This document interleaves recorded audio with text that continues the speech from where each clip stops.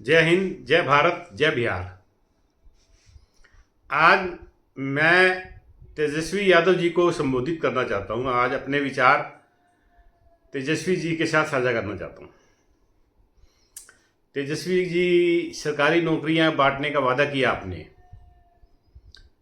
रसिया 1980 के आसपास रसिया में ब्रेड के लाले पड़ गए थे, खाने के लाले पड़ गए थे। कारण था कि सरकारी नौकरियां की अधिकता। कम्युनिस्ट शासन था उस टाइम, तो सब कुछ सरकारी थे। सरकारी नौकरी में वेतन लेते हैं, उत्पादन होता नहीं है, तो रसिया कंगला हो गया था। तो उसके बाद रसिया ने सरकारी नौकरी बांटने वाले लेनिन और मार्क्स की मूर्तियों को तोड़ के वहां पेशाब घर बना दिए थे।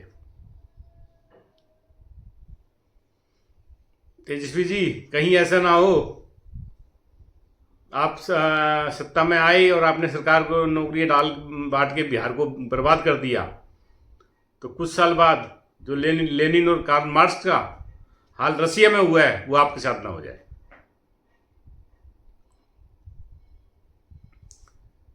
चीन का उदाहरण लीजिए। चीन में 1980 में जो भारत में पर महीना प्रति मंथ लेबर कमाती है, आम लेबर, उससे कम था। उस पीरियड में 1,000 रुपया भारत में मिल रहा था प्रति एक महीने का लेबर को। चीन में 900 रुपये मिल रहे थे। रसिया को देखा देखी चीन ने भी अपनी सरकारी नौकरियां खत्म करके प्राइवेट फैक्ट्री लगाई, दब के पूंजी निवेश करवाया। तो आज चीन एक महाशक्ति बन रहा है। तेजस्वी जी, मैं मानता हूं एक समुदाय का 18% वोट आपके साथ वन साइडेड है, उसमें से एक वोट भी इधर उधर नहीं होना, तो इस 18% वोट की वजह से आपके जीतने की संभावना है। आपसे मेरा और अनुरोध है, अगर आप सत्ता में आ जाओ, बिहार के हित के लिए, देश के हित के लिए, ये सरकारी नौकरी वाला वादा मत निभाना, नहीं तो बिहार बर्बाद हो जाएगा। मानता हूं कि आप नौकरियां बांट सकते हो अच्छी खासी, क्योंकि 6-7 लाख करोड़ रुपया शायद बिहार का बजट होगा सालाना, इसमें नौकरियां बांटी जा सकती है। लेकिन विकास का फंड एकदम जीरो करना पड़ेगा आपको। जो स्कीमें गरीबों के लिए है वह खत्म करनी पड़ेगी। गरीबों की सारी स्कीम आपको बंद करनी पड़ेगी। रोडों पे खर्चा बंद करना पड़ेगा। पूंजी निवेश जो हो रहा था वो रुकेगा और जो पहले था वो भी भाग जाएगा। एक नुकसान और होता है सरकारी नौकरियों को दिक्कत से। सरकारी कर्मचारी नौकरी लगने के बाद नौकरी फिक्स होगी तो वो ऊपर की कमाई में लग जाते हैं। वो ऊपर की कमाई सब फैक्ट्रियों से और निजी कंपनियों से निकालते हैं। तो निजी कंपनियां जो पहले बिहार में आना बंद हो जाएंगी, जो आ रही है इस टाइम, और पुरानी भी भाग जाएगी। आप कितनी नौकरी बांट दोगे? एक परिवार में एक सदस्य को ही तो दे रहे हो।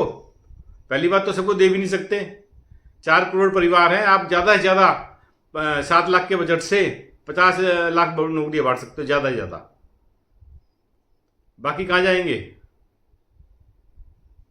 सब बाहर जाएंगे। जितने अब दूसरे राज्यों में नौकरी करना चाहते हैं उससे दुगना तिगुना जाएंगे, अगर आपकी चल गई तो, आपने नौकरियां बांट दी तो।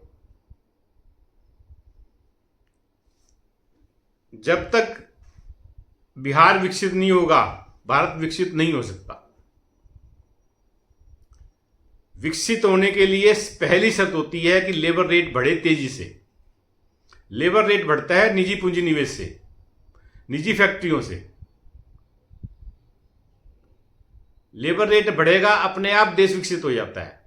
पर मैं सरकारी कानून की वजह से नहीं, उसका कोई फायदा नहीं होगा कि डिमांड हो, इतनी फैक्ट्रियां लगे कि लेबर की डिमांड लगे बढ़े, तो अपने आप रेट बढ़ जाता है। तेजस्वी जी, निजी नौकरियां, निजी पूंजी निवेश देश का या राज्य का पूंजी का क्रिएशन करते हैं। सरकारी कंपनियां, सरकारी नौकरियां देश की और राज्य की पूंजी को घटाते हैं। अब जब बिहार की पूंजी घटेगी तो बिहार आगे कैसे बढ़ेगा? सरकारी नौकरी की बीमारी दी रसिया ने भारत को। वो 50 साल पहले ही वो सरकारी नौकरी को लात मार दी है, लेकिन भारत में अभी तक ये सरकारी नौकरियां का सिस्टम चल रहा है। मैं दोबारा तेजस्वी से आपसे मतलब अनुरोध है, आप सत्ता में भी आने के बाद भी अगर आ जाओगे तो ये सरकारी नौकरी वाला वादा मत निभाना, दूसरे तरीके से बिहार की जनता की सेवा करना, नहीं तो बिहार बर्बाद हो जाएगा। जय हिंद, जय भारत।